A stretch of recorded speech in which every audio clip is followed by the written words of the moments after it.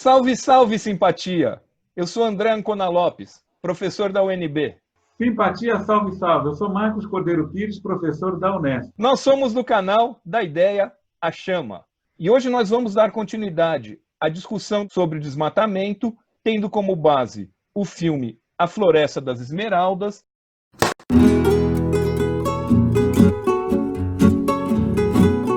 O fenômeno dos poceiros, num nível histórico há mais tempo. Sempre fico pensando nessa questão. Um pouco essa ideia de faroeste, aonde é terra sem lei, século XVI, século XVII, século XVIII, vamos dizer, até antes da burocratização de um Estado aqui no Brasil, que é o que só vai ocorrer após a vinda da família real, e num primeiro momento ele vai ter um alcance muito limitado, é muito fácil. O coronel ou o grileiro com seus jagunços, é muito fácil matar gente. Porque, inclusive, essas pessoas não têm, pelo menos até depois da Segunda Guerra Mundial, um RG, um cadastro de pessoas. Então, elas não têm nem existência jurídica, muitas vezes. Quando você pensa, hoje em dia, no interior da selva, o índio não tem RG e CPF.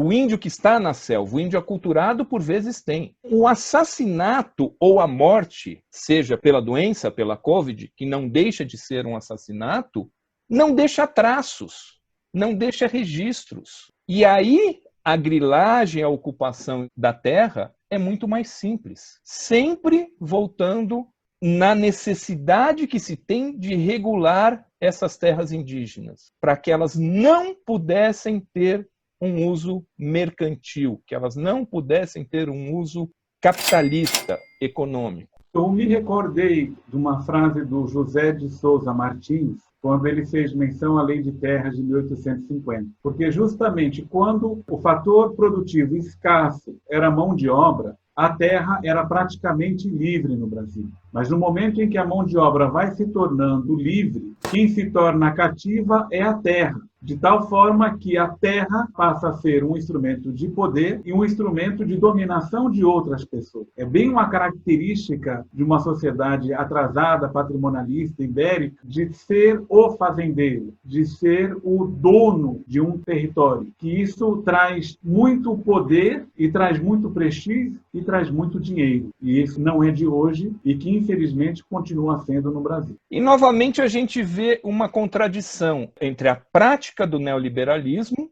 e o discurso do neoliberalismo. Porque o discurso de que não queremos Estado para nada não serve na hora de fazer o loteamento, na hora de definir o uso da terra, na hora de fazer as primeiras obras de infraestrutura, na hora de fazer as ligações de acesso, na hora de fazer a logística de escoamento de produção. Aí o Estado interessa. Quando o sistema já está montado, já está funcionando, aí se vende, e se vende a preço de banana. É o melhor negócio do planeta. Você usa dinheiro público para armar toda a infraestrutura necessária, você usa o recurso do Estado para armar todo o arcabouço legal necessário, e depois você tira isso do poder público a um custo irrisório.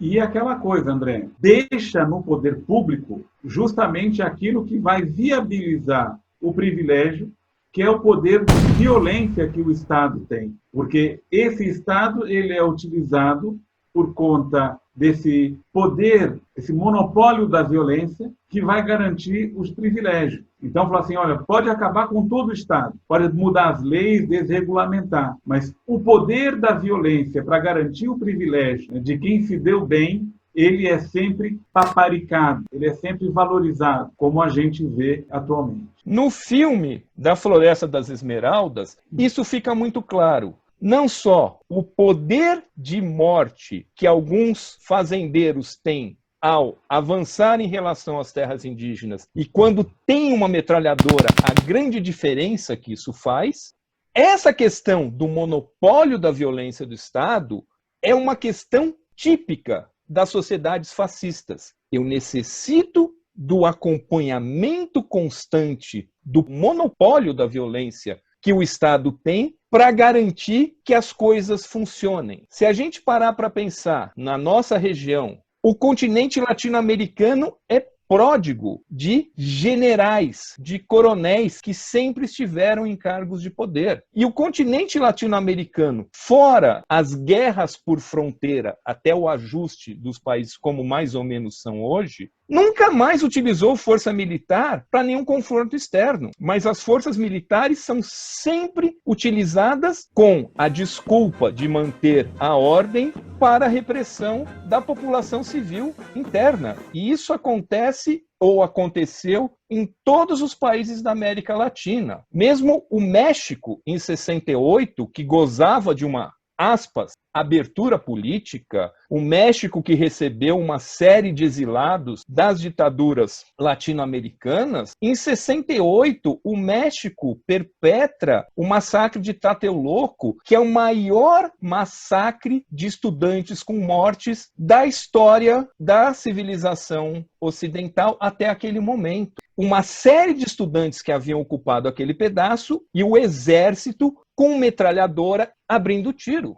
Morreram mais de 200 pessoas, metralhadas, estudantes. O massacre de Tlatelolco, ocorrido em 2 de outubro de 1968, exatos 10 dias antes dos Jogos Olímpicos do México, marcou tragicamente o final de uma onda de protestos estudantis naquele país. As Forças Armadas abriram fogo contra civis desarmados após a ordem de ataque vinda de um sinalizador disparado desde um helicóptero.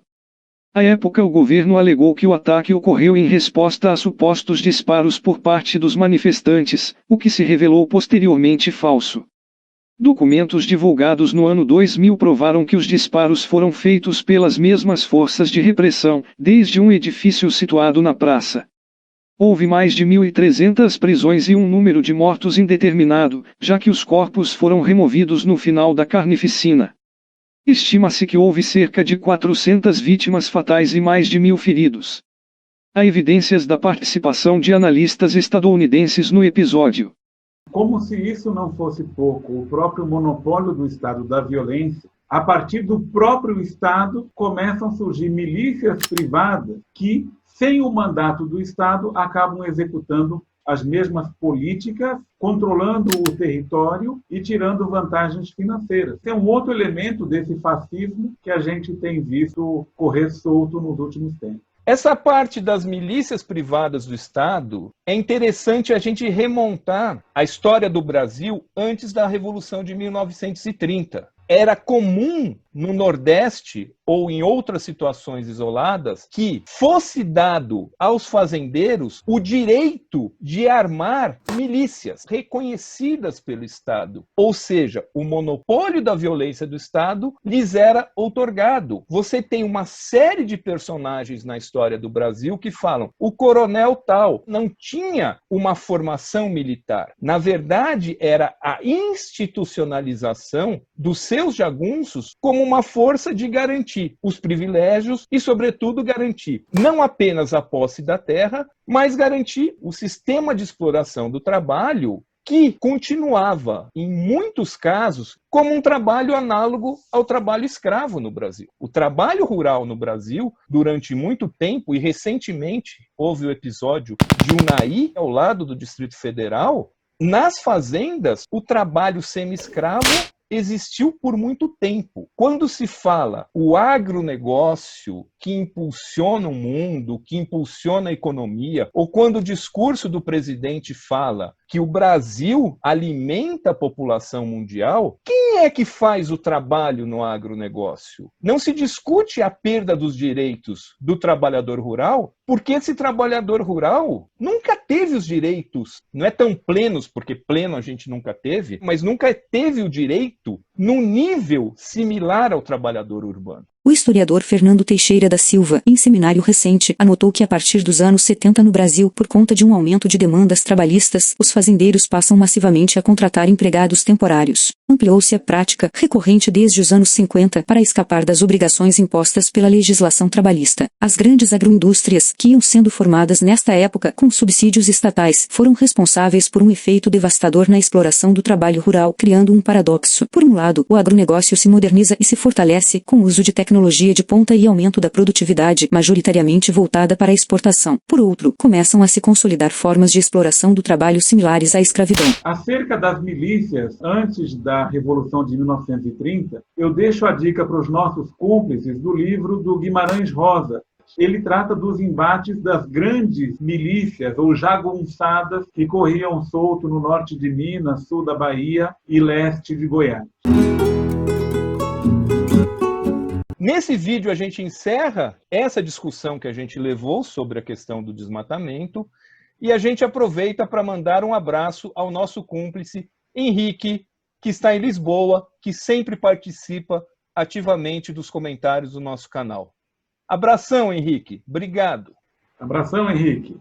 Bom, o próximo filme que a gente vai discutir aqui no canal da Ideia Chama é o filme Missing, que é estrelado pelo falecido Jack Lemmon, que trata da busca desesperada de um pai por seu filho que desapareceu em Santiago do Chile no meio do golpe de 1973. O golpe chileno foi uma experiência muito marcante. A gente discutiu isso no primeiro vídeo da Naomi Klein. Ele foi marcante em termos econômicos para o mundo, por colocar em prática o modelo neoliberal, tirar do papel o modelo neoliberal, e também pelo nível de atrocidade que foi feito às pessoas que tiveram o infortúnio de participar dessa experiência. Então é isso aí. Muito obrigado pela sua atenção. E considerando a própria experiência do Chile, em que tem muitas verdades que precisam ser ditas e também muitas mentiras que precisam ser desmascaradas. Você já sabe, a gente nunca brinca com a verdade. Porque aqui a gente brinca com a mentira, como diria o Mário Benedetti. É isso aí. É isso aí. Até a próxima. Tchau. Até a próxima.